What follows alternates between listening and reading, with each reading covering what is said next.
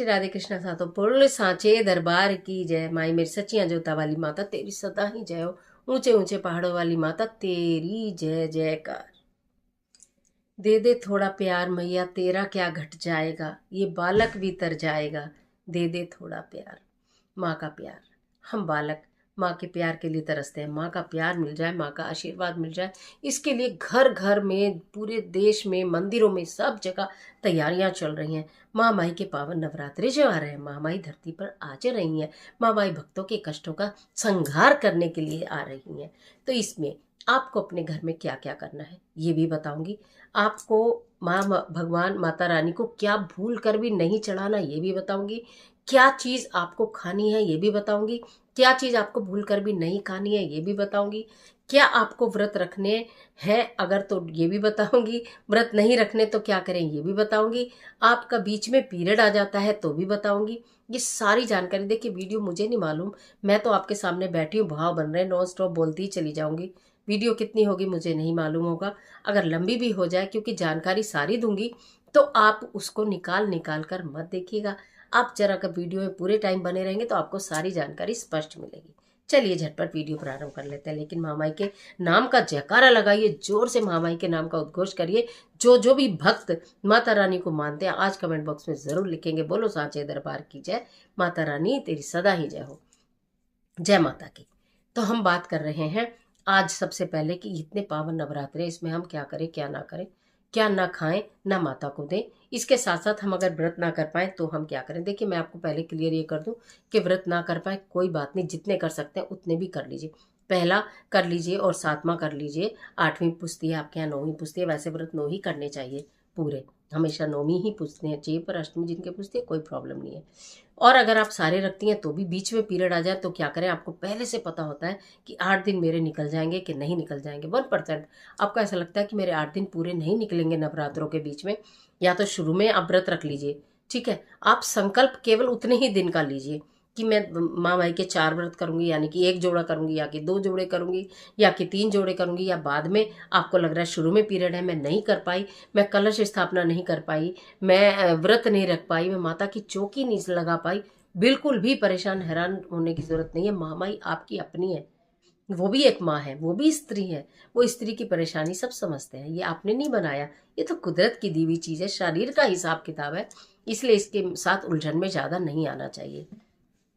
ठीक है, तो आप उसी हिसाब से कर लीजिएगा। अगर बीच में छूट भी जाए, किसी कारण से छूट जाए तो मन आप विशाला मत करिए, कसैला मत करिए, दुखी मत होइए, फिर से आप कर लीजिए जो आप करना चाहते हैं। ठीक है, अखंड ज्योत अगर आपने जलाई है और आप उसे कंटिन्यू नहीं कर पाए तो कोई बात नहीं, महामाई के पावन नवरात्र है, हाथ जोड़िए, महामाई से माफी मांगिए और आप फिर दूसरी ज्योत जला लीजिए। ठीक है, हल्की सुबह शाम वाली ज्योत जला ली, अखंड ज्योत नहीं जला पाए। अखंड ज्योति के बहुत नियम होते हैं, मैंने आपको बहुत लगभग अखंड ज्योति से रिलेटेड भी 5-6 वीडियो आपको मिल जाएंगी, इसलिए आज नहीं बता रही हूँ उसको डिटेल में। आप चाहें तो सर्च करके देख लीजिएगा, ज्ञान सारा चैनल पर अखंड ज्योति की वीडियो मिल जाएंगी, तो इसलिए नहीं बता रही हूँ। नहीं तो सबसे आसान तरीका फिर भी बोल दूं कि माता रानी के मंदिर में पहले ही थोड़ा घी, रुई बाती और मिट्टी का दिया इत्यादि आप रख कर आ जाइए, आपका घी लग जाएगा, आपका घी यूज होगा। माचिस रखना मत भूलिएगा, तो आप समझ लीजिए आपके अखंड ज्योति महामाई के चरणों में जल रही है। ठीक है, अब बात कर लेते हैं कि हम अगर व्रत नहीं कर पाए वो भी बता दिया, अखंड ज्योति नहीं जला पाए वो भी बता दिया। अब तीसरी बात आती है कि हमें माता रानी को क्या बिल्कुल भी नहीं चढ़ाना है। देखिए, माता रानी को दूर्वा घास नहीं चढ़ाई जाती, माता रानी को तुलसी नहीं चढ़ाई जाती, माता रानी को मदार के फूल, केतकी के फूल, हार श्रृंगार के फूल नहीं चढ़ाए जाते। ठीक है, माता रानी को आप बासी या पुराने फल नहीं चढ़ाने चाहिए। माता रानी को फूल भी बिल्कुल फ्रेश और साफ सुथरा ही चढ़ाना चाहिए। फूल और फल मुरझाए हुए, बासी या पुराने या रखे हुए नहीं चढ़ाने चाहिए, ताजे ही चढ़ाने चाहिए। ये सारी चीजें माता रानी को के भोग के समय, पूजा के समय आपको पक्के से ध्यान रखनी है। अब आपको क्या इन दिनों में नहीं खाना चाहिए। अगर आप व्रत रख रही हैं तो निश्चित आप फलाहार ही करेंगे, तो पहले फलाहार की ही बात कर देती हूँ। आप बाजार के जो डिब्बा बंद पदार्थ हैं उन पर विश्वास ना करें।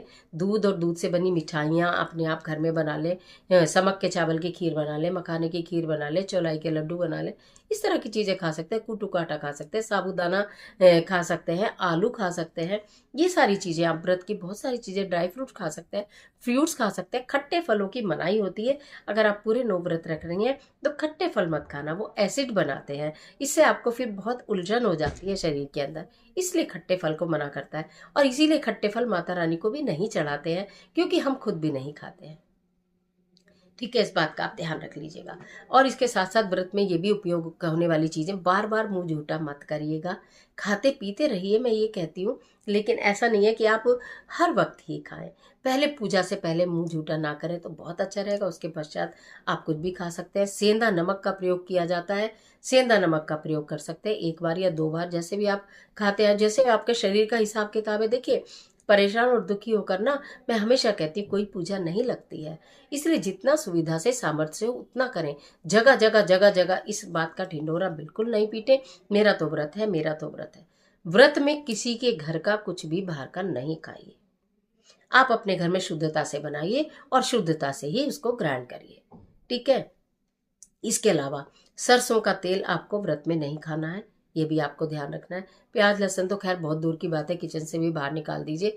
किसी भी प्रकार की दालें आप नहीं खाएंगे। सब्जियों में भिंडी नहीं खाई जाती है, बैंगन नहीं खाए जाते हैं, बीन्स नहीं खाई जाती है, इन बच्चों को मशरूम नहीं खाया जाता है। इन सारी सब्जियों को एक तरफ कर दीजिएगा। आलू और अरबी का सेवन करिएगा। टमाटर भी वर्जित ही माना जाता है। लाल मिर्च भी वर्जित ही मानी जाती है। हरी मिर्च आप खा सकते हैं, लाल मिर्च तामसिक भोजन में मानी जाती है। ठीक है, तो इसलिए आपको हरी मिर्च का सेवन करना है। हरी मिर्च आप डाल के, हल्दी नहीं डाली जाती है सब्जी में, ये भी आप ध्यान रखिएगा। तो इसलिए इन सब चीज़ों को ध्यान में रखते हुए आप अपने व्रत को पूर्ण कर ही लीजिएगा। क्या नहीं खाना ये भी बता दिया, क्या खाना है ये भी बता दिया, माता को क्या चढ़ाना है ये भी, और क्या नहीं चढ़ाना है ये भी बता दिया। गर्भावस्था में अगर आप व्रत रखना चाह रही हैं तो थोड़ा सा खाने पीने पर विशेष ध्यान दीजिएगा। फल फ्रूट ज़्यादा खाइएगा, कूटू मत खाइएगा, समक के चावल, सिंघाड़े का आटा, कुछ इस तरह की चीज़ें, ठंडी चीज़ें, थोड़ी शांति वाली चीज़ें आप खाते रहिएगा। पीरियड के टाइम में आप पूजा करें कि ना करें, देखिए मंदिर में घर के तो पूजा नहीं करिएगा। अगर आपको इस तरह के पीरियड है, कोई बात नहीं, नहाइए धोइए स्वच्छ तरीके से। आप कहीं भी एक जगह अपना आसन लगाइए मंदिर से दूर, और माता रानी के मंत्रों का जाप करिए। जो आपका पूजा का समय है वो माता रानी के मंत्रों को आप दे दीजिए। माता रानी के मंत्रों का जाप करिए, दुर्गा चालीसा का पाठ करिए, दुर्गा सप्तशती का पाठ करिए, जो आप करना चाहते हैं वो करिए, लेकिन महामाई को समर्पित करते हुए करिए। लेकिन मंदिर में नहीं, अपने घर के मंदिर के अंदर नहीं करिए, दूर बैठ के कर सकते हैं। तो आज की वीडियो में काफ़ी हद तक चीज़ें मैंने आपको वो बताई हैं जो आपकी काफ़ी शंकाएं, मैं समझती हूँ, दूर भी हो गई होंगी कि कैसे करना है। आप कहोगे तो मैं, अगर कमेंट बॉक्स में लिख दो तो मैं आपको 29 तारीख में लाइव आकर भी सारी चीज़ें बता दूंगी नवरात्रों के बारे में, कि क्या आपको बहुत सावधानी से करना है। महामाई के पावन नवरात्रे, देखिए लगता तो है कि हमारी तरफ से कोई गलती ना हो जाए पूजा में, पाठ में, और ना बाकी मैंने बहुत चीज़ें आपको बता रही हैं, साधारण सी बताई हैं। एक बहुत ज़बरदस्त वाले भोग की वीडियो अलग से मैं आपको दे दूंगी। आपको नवरात्रि के महागुप्त उपाय भी मैं आपको दे दूंगी, जो आप करें तो आपका जीवन ही संवर जाए। मैं क्या बोलूँ इससे ज़्यादा। लेकिन आज की वीडियो में जो जानकारी दी है इसको सहेज के रख लीजिएगा, इसके अनुसार चीज़ों को कर लीजिएगा। अगर आप पहले से जानते हैं बहुत अच्छी बात है, नहीं जानते तो आप जान लीजिए, फ्रेंड के साथ शेयर कर दीजिएगा, जिससे उनको भी पता हो जाए कि हमें महामाई का व्रत रखते वक्त किन चीज़ों का बहुत ज़रूर से ध्यान रखना है, कि हमसे कुछ गलत ना हो जाए। ठीक है ना। और क्या करना, बालों का भी बता देती हूँ, मैं बाल देख रही हूँ अपने, तो आपको अपने बाल इन दौरान, नवरात्रों के दौरान ना कटवाएं तो अति उत्तम रहेगा। सिर तो आप धो लें, प्रतिदिन भी धो सकती हैं, वार को देख लीजिएगा थोड़ा अपना, तो सिर धो लें, कोई समस्या नहीं है, लेकिन बाल ना कटवाएं, नाखून ना कटवाएं। महामाई के पावन नवरात्रों में थोड़ा इन चीज़ों का आपको ध्यान रख लेना चाहिए। जितने समय भी आपको टाइम मिले, महामाई के मंत्रों का जाप करते रहें। आज के लिए इतना ही, इजाज़त दीजिए। आशा करती हूँ वीडियो आपके लिए बहुत उपयोगी साबित होगी। मिलते हैं एक और ज़बरदस्त वीडियो के साथ, तब तक हंसते रहिए, मुस्कुराते रहिए। वीडियो अच्छी लगे तो लाइक ज़रूर करिए। इस तरह के तमाम वीडियोस के लिए चैनल को सब्सक्राइब करके बेल आइकन का बटन प्रेस करिए, जिससे सारी की सारी चीज़ें ज्ञान सारा चैनल पर आपको प्राप्त होती रहे, और आपको सब कुछ सही तरीके से करना, विधि विधान से करना आ जाए, और विधि विधान से आप करें, और वो सारी पूजा आपकी सीधी भगवान को समर्पित हो जाए, स्वीकार हो जाए। कमेंट बॉक्स में माता रानी के नाम का जयकारा जरूर लाइए। बोल साचे दरबार की जय।